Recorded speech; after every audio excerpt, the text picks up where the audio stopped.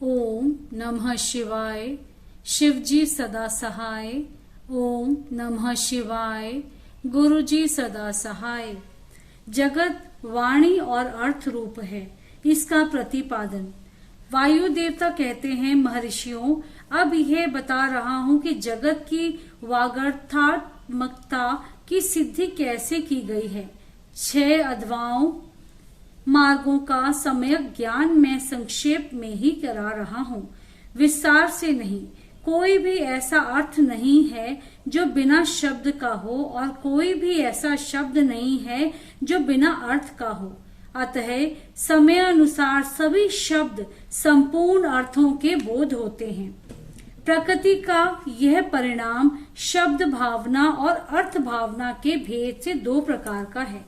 उसे परमात्मा शिव तथा पार्वती की प्राकृत मूर्ति कहते हैं। उनकी जो शब्दमयी विभूति है उसे विद्वान 3 प्रकार ही बताते हैं, स्थूला, सूक्ष्मा और परा।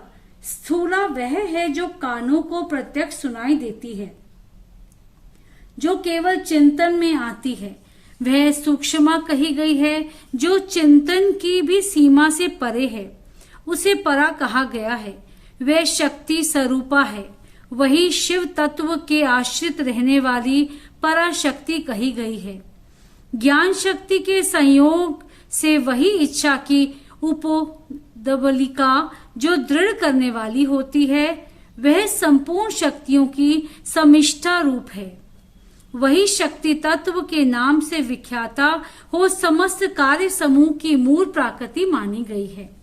उसी को कुंडलिनी कहा गया है। वही विशुद्धा ध्रुवपरा माया है। वह सब रूपतः विभाग रहित होती हुई भी 6 अध्यायों के रूप से विस्तार को प्राप्त होती हैं। उन 6 अध्यायों में से 3 तो शब्द रूप हैं और 3 अर्थ रूप बताए गए हैं। सभी पुरुषों को आत्मशुद्धि के अनुरूप संपूर्ण तत्वों के विभाग से लय और भोग के अधिकार प्राप्त होते हैं। वे संपूर्ण तत्व कलाओं द्वारा यथा योग्य प्राप्त है। परा प्रकृति के जो आदि में 5 प्रकार के परिणाम होते हैं, वे ही निर्वृत्ति आदि कलाएं हैं। मंत्राध्वा, पदाध्वा और वर्णाध्वा, ये 3 अध्वा शब्द से संबंध रखते हैं, तथा भुवनाध्वा, तत्वध्वा और कलाध्वा, ये 3 अर्थ से संबंध रखने वाले हैं। इन सब में भी परस्पर व्यापक भाव बताया जाता है। संपूर्ण मंत्र पदों से व्यापक हैं क्योंकि वे वाक्य रूप हैं। संपूर्ण पद भी वर्णों से व्याप्त हैं क्योंकि विद्वान पुरुष वर्णों के समूह को ही पद कहते हैं।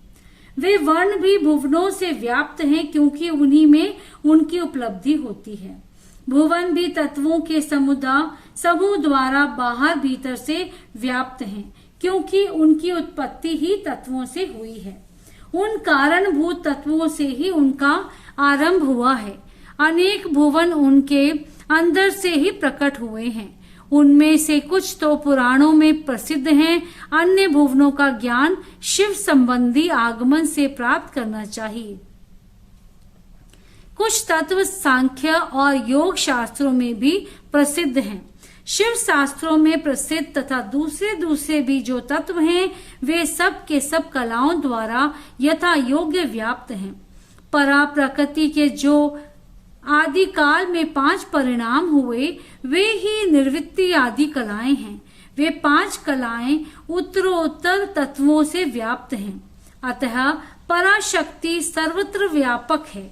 वह विभाग रहित होकर भी 6 अध्यायों के रूप से विभक्त हैं। शक्ति से लेकर पृथ्वी तत्व पर्यंत संपूर्ण तत्वों का प्रादुर्भाव शिव तत्व से हुआ है। अतः जैसे घड़े आदि मिट्टी से व्याप्त हैं, उसी प्रकार वे सारे तत्व एकमात्र शिव से ही व्याप्त हैं। जो ये 6 अध्यायों से प्राप्त होने वाला है, वही शिव का परम धाम है। 5 तत्वों के शोधन से व्यापिका और अव्यापिका शक्ति जानी जाती है। निर्वृत्ति कला के द्वारा रुद्रलोक पर्यंत ब्रह्मांड की स्थिति का शोधन होता है।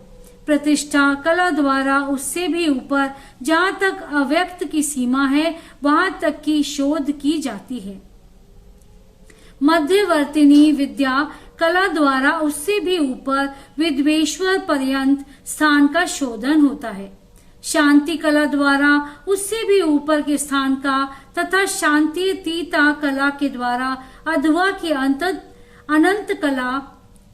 अनंत का शोधन हो जाता है। उसी को परम व्योम कहा गया है।